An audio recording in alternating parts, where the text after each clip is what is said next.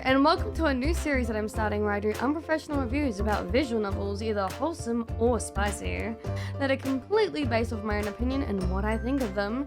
Even if I don't enjoy something, that doesn't mean you won't get any enjoyment out of it, because everyone knows that if you try hard enough, you can probably crank one out no matter how bad the visual novel is. So, have you ever considered the possibility of failing to get a date, the absolute end of the world, or even the death of your social life and ultimately the destruction of your overall self-esteem?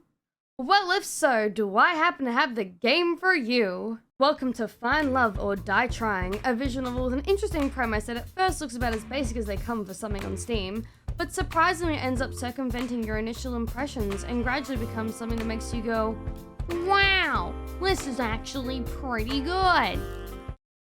From the get-go, Find Love or Die Trying is a visual novel about your dementia-ridden self-insert ass, or in my case, Chatterton McCuck, waking up on an aeroplane only to be told by a mysterious lady that you've decided to take part in a reality TV dating show located on a tropical island in the middle of who fucking knows where, with 5 beautiful ladies that you live with in a mansion. At first, each girl seemingly follows a typical stereotype often found in dating sims to distinctly separate them from each other. The quiet girl, the childhood friend, the sporty one, the one with huge boobs, etc, etc. You get the picture. However, there are a few twists in their personalities that I honestly didn't expect. But we'll talk more about the girls later. I know how important it is to choose your favorite waifu from the get-go after all. In this visual novel, you are politely encouraged by the producer of the show, Damien, and his assistant Kat, to date the girls and choose one lucky lady to dick down and be your lover, as well as your green card to life. Since if you don't get enough views on Damien's primetime reality TV show, you'll get axed in the physical way. Did I forget to mention the only way to get off the island is to, get the girl? So if she rejects you, you're as good as dead anyway. There is also the totally not Team Rocket gang, but they don't really matter that much to the plot besides being the henchman type characters that follow Damien and Kat's orders. If they don't have visible eyes, they aren't important to the overall story, just there to fill the void and help progress things along when necessary. And no, they are not a dating option. Essentially, you play the game and learn a little about each girl through the waifu vetting process, to see if they are the one, and come to the eventual understanding why Violet is clearly best girl, while simultaneously learning about how Kat has been driven to alcoholism, and Damien being baby's first deviant ROC, with his level of unnecessary edge and basic ass design he has, but you don't date him, so he's not really important anyways. We're only here to get bitches. Speaking of which, the character design is clearly focused more on the girls, and I ain't complaining. However, there is a dreadful lack of fan art of them, and knowing this pains me to my core. Regardless of all that, your self-insert's amnesia does also play a significant role in the plot, and ties in with the other girls and their lives before meeting you on the island. Without ruining your experience of the game, I highly recommend investing yourself in the story, as the girls and yourself unravel the mystery as to why you're on this death trap of a dating show to begin with. Now, let's talk about the gameplay. It really isn't anything special. You're looking at your stock standard cookie cutter gameplay that the most basic of basic visual novels can give you.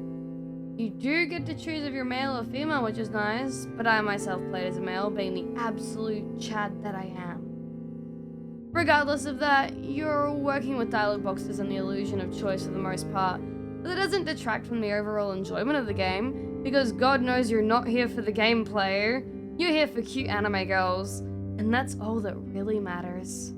I will state I played this before a recent update for the game, so my review on some of the things that annoy me may be a little outdated, and I'm praying that they am. Because if I really had to nitpick this game, there's like this small little bit of text that appears a thin line on the dialogue box that drove me OCD levels of crazy during playing. Like, it was as if the text was there the entire time and was just slowly being revealed, like an uneven sliding screen. It was such a small thing they could have fixed, but the creators chose not to, and it shouldn't get on my nerves, but it does.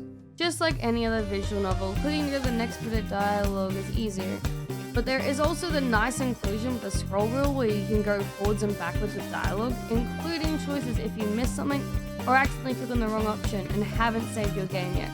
Has been changed in the update, so it's like more streamlined and you can just click back or forward, but it is very nice to have. However, when I played it, scrolling back does make the dialogue box move slightly, and it always messed with my head when it did. You also have the option to remove the dialogue box, so you can enjoy your waifu in full view, allowing you to bask in her glory and stare at her juicy thighs. Dialogue between characters is well fleshed out and overall entertaining, despite the game, specifically Cat, saying that there's jealousy around every corner, with her pushing for love triangles between the characters to increase ratings and viewer engagement for their Big Brother reality TV show. It really isn't evident that it exists until later in the game, except with Yui and maybe Scarlet. As the beginning, it feels very much scripted to where they're just trying to push the story on to really get into the meat of things later, which isn't necessarily bad, especially regarding the overall story is pretty engaging. There are multiple endings depending on which girl you choose, as well as some nice CG art to accompany them. It's at this point in the game you learn who the creator's favorite girls are, as some get done a little dirtier, whilst others are just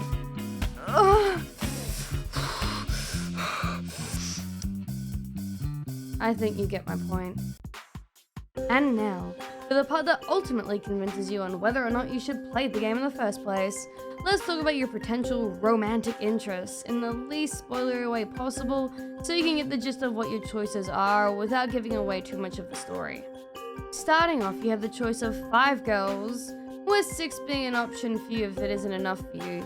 You horny bat. The first girl you're introduced to is Yui. Wearing a simple white sundress with soft brown hair and hazel eyes, she comes across as a soft girl next door, or a childhood friend that definitely isn't obsessed with you in any which way or form, with the amount of time she clearly gets flustered and embarrassed over you.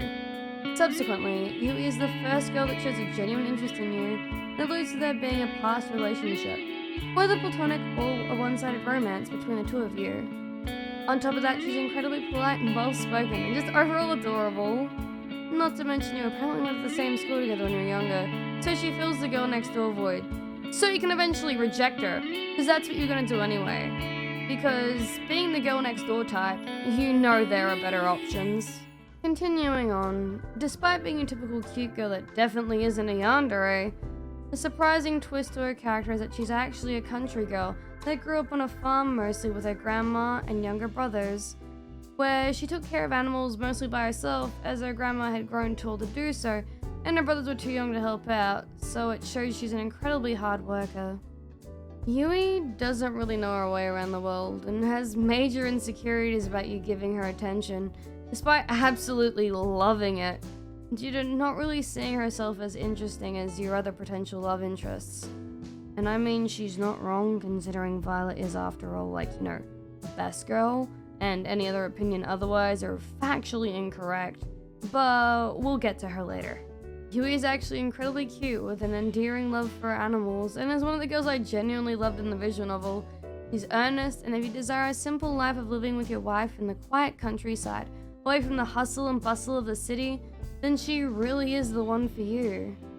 In other words, she is too wholesome for this world, and is out to steal your heart before you even think about looking at another girl.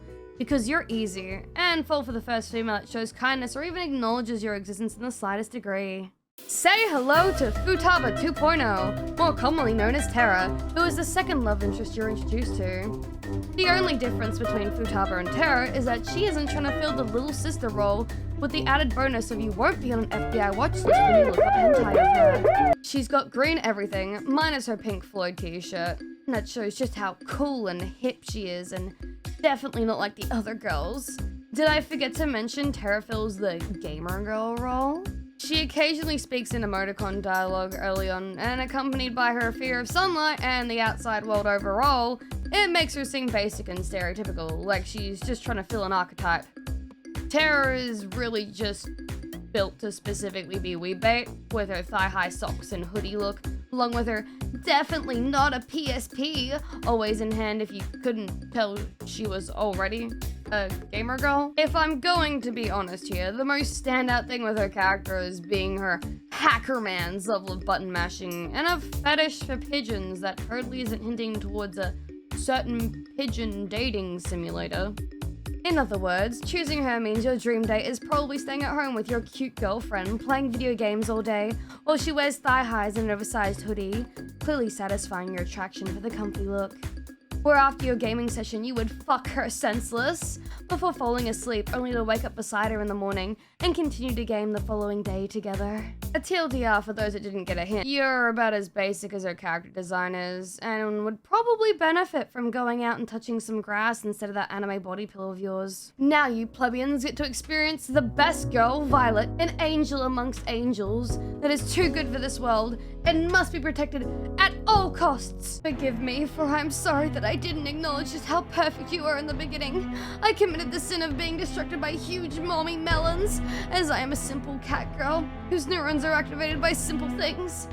But as the cultured individual that I am, I was able to set aside my desire for huge milkers and look upon the path of truth, past the initial introduction I had of you, and to learn that Violet supremacy is now the only right option in this game. Violet is your long silver-haired beauty with golden eyes, adorned in a blue and white sleeveless dress that makes it hard for me not to think she could have been a potential Persona Velvet Room attendant with her design.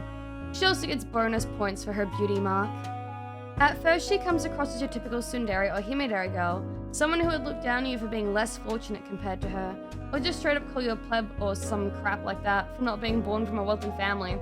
However, to my surprise, Violet turns out to be more of a tsundere kind of girl, who's actually incredibly sweet and loving towards you despite her initial impression she leaves on you with her threats of castration towards one of the members of the Brothers Five.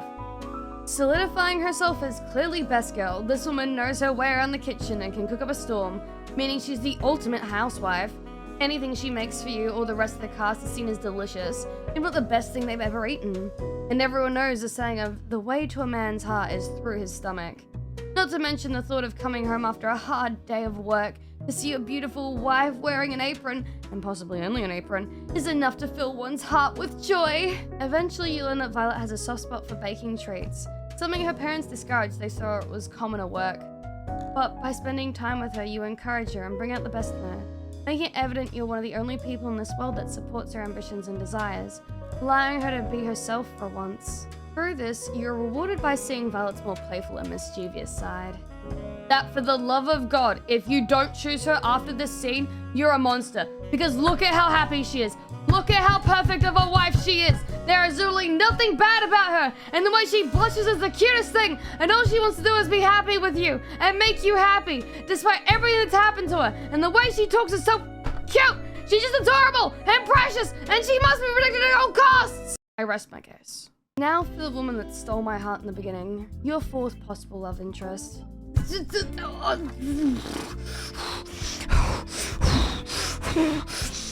So, this is Scarlet. She's pretty great, and, has a great set of, personalities. She has a great personality and is, really, really, really pretty. This smoking hot babe is your one-way trip to Crazy Town. Dressed in an off-the-shoulder red top and black pencil skirt, Scarlet's first appearance gives off a more sophisticated type of vibe, especially considering you meet her in a library reading books as an intro to a character. And I won't lie, I thought I caught her reading Bale manga at first and thought we were working with a hot girl that happened to be an otaku. Unfortunately, that is not the case. Instead, we're working with a crimson brunette with silver eyes who just so happens to be not only gorgeous, but incredibly intelligent. And by incredibly intelligent, I mean she's crazy scientist levels of intelligent. On the other side of things, Scarlet is relatively insecure about her interests, as she feels it's not normal for someone like her to be into technology, and tries to fit in, acting like a valley girl. But she soon discards that behavior after spending some time with you. Being one of the smartest girls, you learn that Scarlet is a bit of an engineer too, and has a love for creating machines and much, much more. Honestly, at first sight, I loved the design and the energy she gave off, her smile. Oh my god, her smile had me sweating every time she looked at me with those hungry eyes.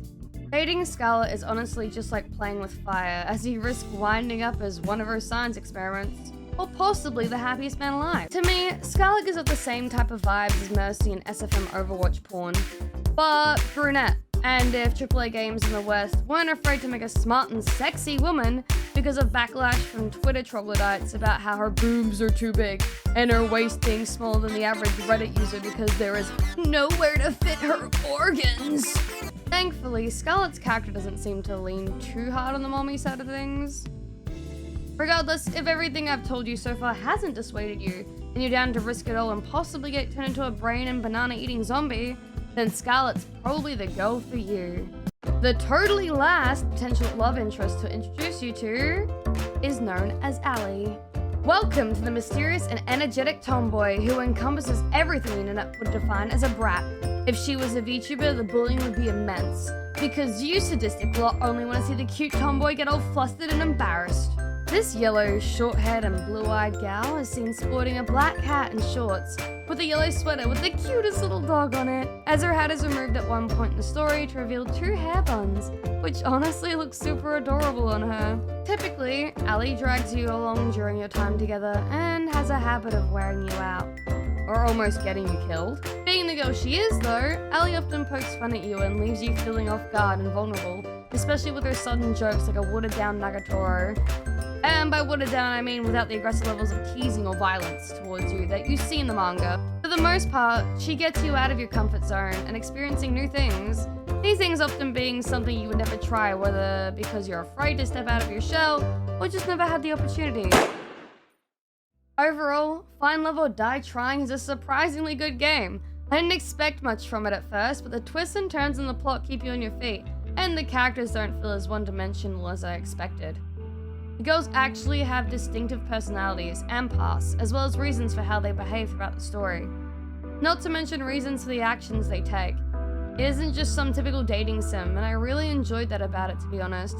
The story alone is 100% worth it as well, since from the get-go, it alludes to there being more than meets the eye. Now get the heck out of here and go play the game already. It's on Steam, and maybe if enough of you people buy it, they'll make another game, and I can review that one too. That'd be pretty cool, wouldn't it? Time for me to return to the only cultured place on the internet where I can look up pretty anime women with big boobies and hold hands with everyone and sing Kumbaya. The Japanese side of the internet. I hope you guys enjoy this kind of side content. I wasn't super confident in myself when it first came to writing the script or recording it at all, but I tried to have fun with it. I can't promise I'll have these done regularly, but I hope you look forward to them when I do upload. If you want to check me out on Twitch, please do, as I basically stream there every day. But for now, thank you for watching. Bye-bye!